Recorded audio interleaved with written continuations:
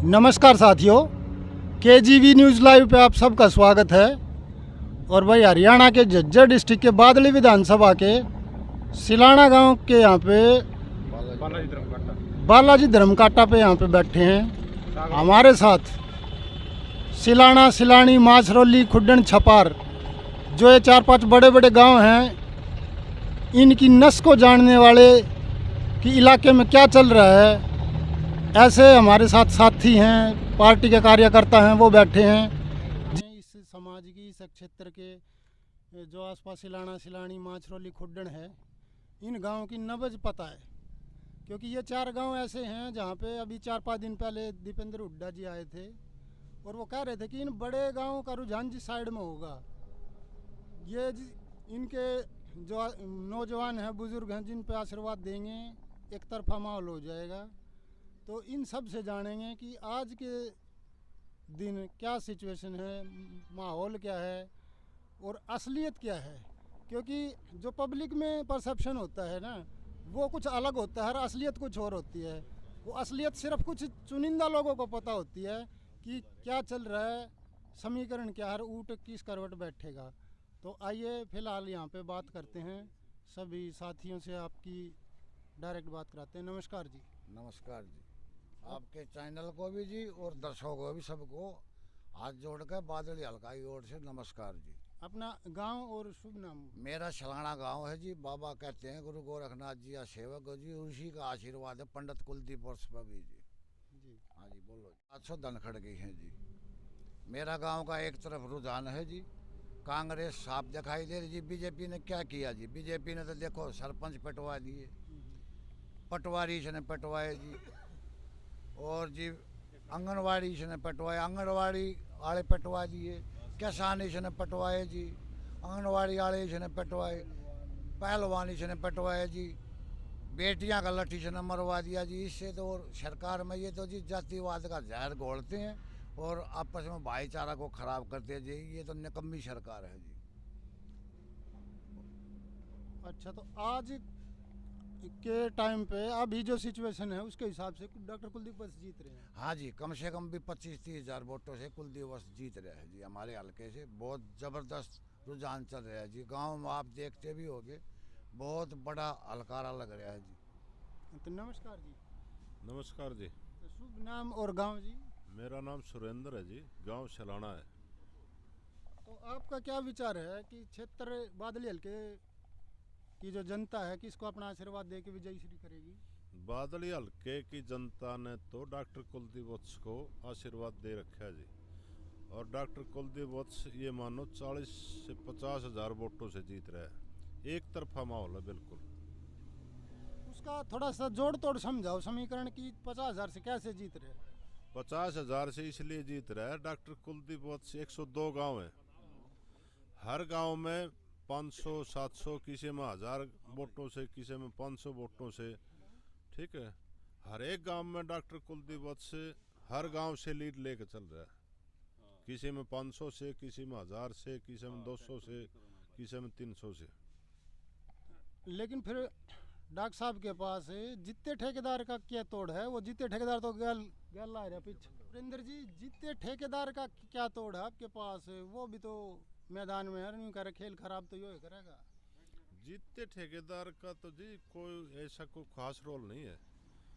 जीतते ठेकेदार तो एक 3-4 हज़ार वोट ले है, उसका कोई खास प्रभाव नहीं है।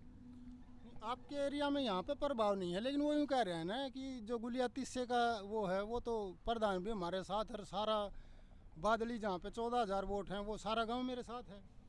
तीसरा का प्रधान विनोद गुड़िया है। विनोद गुड़िया की हर चुनाव में, हर गांव में बाइट देखो आप, हर गांव में बाइट दे रहा है। गुड़िया तीसरा है, वो पूर्ण रूप से डॉक्टर कुलदीप वत्स के साथ है, ना कि जीते के साथ है। आप देखो, उस तो एक उसको ले रहा है जहांगीरपुरिया, उसको प्रधान को, वो अपने आप को प्रधान बता रहा है। इधर जो प्रधान बादली गांव से जो प्रधान है, वो लगातार डॉक्टर कुलदीप वत्स के साथ चल रहा है और बड़े बुजुर्ग आदमी हैं, वो भी उनके साथ चल रहे हैं।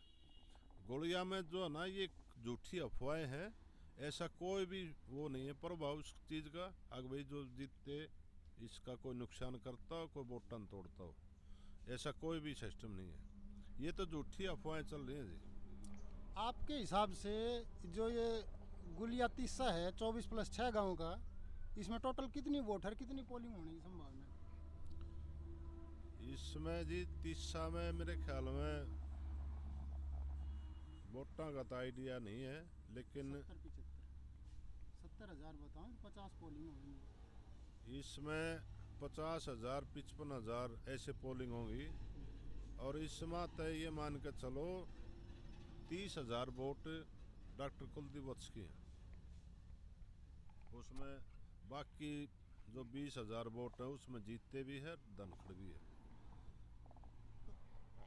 आपके हिसाब से डॉक्टर कुलदीप वत्स नंबर 1 है, नंबर 2 पे कौन आ सके है, और 3 पे किसको आप भेजोगे? ऐसा जी नंबर 2 पे तो ये मुकाबला तो कोई है नहीं जी। 2 का 3 का तो कोई जकरा ही नहीं है। उन बात जकरा तो उड़ा हुआ करे ना, जित कोई उस चीज का कोई मुकाबला हो, उड़ा 2 का 3 का तो उड़ आया करे। अब इस आपको नहीं लगता कि ये मुकाबला त्रिकोणीय है? ना जी त्रिकोणीय नहीं है, एक तरफा है। एक तरफा माहौल है। क्योंकि आप तो घूमते रहो पूरे बादली क्षेत्र में, आप तो ये बड़े बड़े गांव बुप्पणिया बादली रहो, आपने सब घेरा है, तो सही बात ऐसा- बताओ अंदर की जो पब्लिक ऐसा वाली जी, बात अंदर की पब्लिक वाली जो अंदर की बात है ना, आप 2-4 प्रोग्राम आप जो ना भाई, सोशल मीडिया का जमाना है, और सोशल मीडिया पे है ना हर आदमी को अधिकार है, हर आदमी वीडियो भी बनाता है, हर आदमी जो है ना भाई इसका वो देखता भी है। उसमें सोशल मीडिया पर आप देखो, उसकी जो है ना लाइव भी चलता है ये प्रोग्राम जो गांव में जाता है।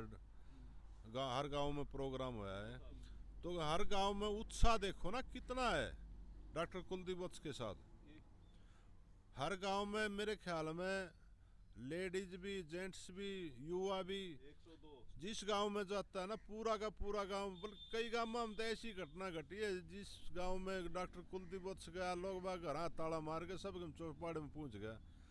कई घर हमने तो न्यूज सुनी है भाई, कई घर में डॉक्टर कुलदीप वत्स आया तो 5 चोरी भी होगी, क्यों घर में कोई था ही नहीं, सब डॉक्टर कुलदीप वत्स का उसमें जा रहा था। राम राम जी। नाम और गांव जी? नाम राकेश, सरपंच सिलाना जी। अच्छा, तो अब 2-4 दिन पहले एक वीडियो वायरल हो रही थी, और ये कह रहे हैं कि चौधरी ने कहीं न कहीं कोई वो पब्लिक मीटिंग में ये कहा है कि भाई अगर सरकारी बस में, वो सुना होगा आपने, सुना तो उसका क्या मतलब है? आड़ा उड्डा ही है जी, जो कुछ है उड्डा है, उड्डा है तो सब कुछ है, ना तो कुछ ना। लेकिन विपक्षी तो ये आरोप लगा रहे हैं ना कि हुड्डा साहब ने तो इशारा कर दिया, अब समझने वाले समझ गए। नहीं कड़ा इशारा करया, इशारा तो बम्बई भेजन का करया है, बम्बई भेजो। वो खुल का बताओ थोड़ा, बम्बई वाला भी मामला सब दर्शकों ने नहीं पता बता दिया, नचनुआ है, सांगी है, और बम्बई भेजो वही इसने। ऐसा जी हुड्डा साहब की जनसभा थी बादली में, वहाँ हुड्डा साहब ने बता दिया, बोला ये तो भाई हंसी मजाक करने वाला आदमी है। हंसी मजाक करने वाला आदमी जो जनता के बीच में हंसी मजाक करता है, वो तो भाई जनता को खुश करने के लिए उसको बम्बई भेजो, बम्बई में जगह है उसकी। अच्छा, तो जैसे अभी 90 सीटों पे चुनाव होगा, तो आपके हिसाब से 90 में से कांग्रेस स्पष्ट बहुमत ले पाएगी, 50-50 रहेगा, या जोड़ तोड़ की राजनीति रहेगी? लास्ट में निचोड़ क्या है? निचोड़ ये है जी, कांग्रेस की जो ना 75 सीटें पूर्ण बहुमत से सरकार बनने लग रही है हरियाणा में। ना वो 75 पार वाला तो नारा गड़बड़ हो जाएगा, वो बीजेपी ने दिया था, फिर वो कहीं के ना रहे फिर वो। ऐसा जी ये नारा नहीं दे रहे हम जी, ये हकीकत बता रहे हैं आपको। 75 पार वाला वो तो जो ना झूठ का थैला भर के चलते हैं जी। सुबह एक ट्रक झूठ भर ले हैं और उसने साबित न बाटी जा है जनता में।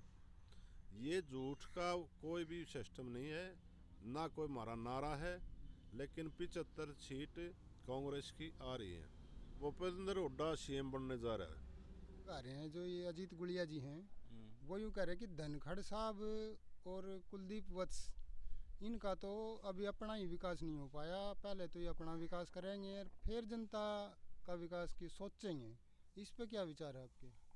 कुलदीप वत्स का बेरा जी विकास करे है। 3.5 करोड़ रुपया तो मेरा गांव में दे रखे है। धनखड़ का बेरा कोई ना क्या करेगा क्या ना करेगा, पर कुलदीप वत्स तो विकास करेगा जी। मतलब आपके गांव का पूरा सहयोग है, पूरा समर्थन है जी। हुड्डा समर्थक गांव है हमारा, हुड्डा के साथ।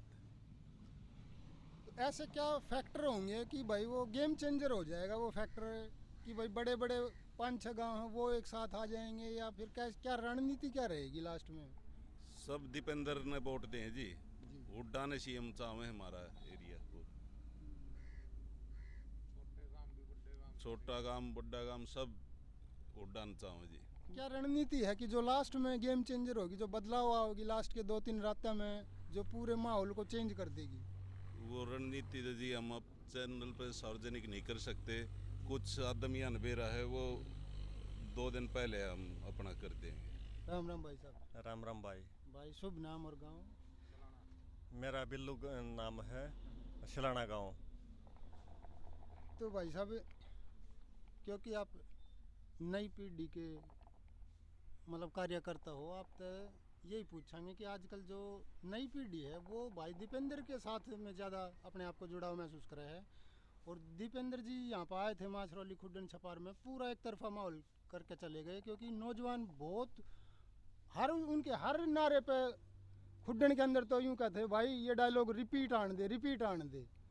कम से कम भी 1000 नौजवान ऐसे थे खुड्डन में, जो रात में एकदम माहौल गर्मा गया था, और वही डायलॉग बार बार दीपेंद्र हुड्डा जी को रिपीट करने पड़ रहे थे, क्योंकि नौजवानों का करेज ही इतना था। दीपेंद्र लास्ट में जब ये कही ना कि भाई अब तुम्हारे हवाले वतन साथियों, और भाई ये इलाका तो तुमने संभालना है, तो जोश इतना था नौजवानों का देखने लायक। तो भाई साहब क्या कहना है, आप कैसे इसको समराइज करोगे? देखो जी, हरियाणा में है सबसे बड़ा मुद्दा तो है बेरोजगारी का। हर युवा का एक वो है नौकरी का। अब किसी भी आप हल्के में किसी भी गांव में आप जाओगे, पहले देखते थे कि हर एक गांव में हर एक रास्ते पर शाम को सुबह बालक रेस मारते हुए मिला करते। ये बाप ने कितने कोई बालक रेस मारता या फिर प्रैक्टिस करता नहीं पाओगा। फिर ये खर्ची पर्ची हमने बंद कर दी, को नौकरी नहीं दी, को भर्ती कंप्लीट ना है छोड़ के डी ग्रुप ने, तो पछे उसमें खर्ची पर्ची चल कितने की। डी ग्रुप में भी बड़कन जो बताने तो गलत है कि उसने पैसे दिया, अपना रोजगार मिल गया, वो अपना एक ठिकाने सर लग गया, कि क्यों बिना काम नौकरी दांव पर लगा हुआ है। उनमें भी 10-10 लाख 12-12 15-15 लाख रुपए डी ग्रुप के। और वह बालक थे जो कोई MBBS का कोर्स कर रहा है, कोई MA कर रहा है, कोई B.Ed कर रहा है, वो बालक थे उसमें भी। कोई भर्ती कंप्लीट ना हुई। बताएं, युवाओं की तो सबसे पहले डिमांड तो नौकरी की है, क्यों काम धंधे सरकार ने सारे ख़त्म कर दिए, नौकरी वैसे नहीं दे रही। ये तो सिर्फ चुनाव के टाइम दिखे हैं एक बार, और ये वोट भी गांव में 5-4 हैं हर एक गांव में, वो ही मांग रहे हैं। नहीं कोई नेता आके नहीं बता दे, कोई भी गांव का और अलग तो वर्कर आखिर हमने जाना है।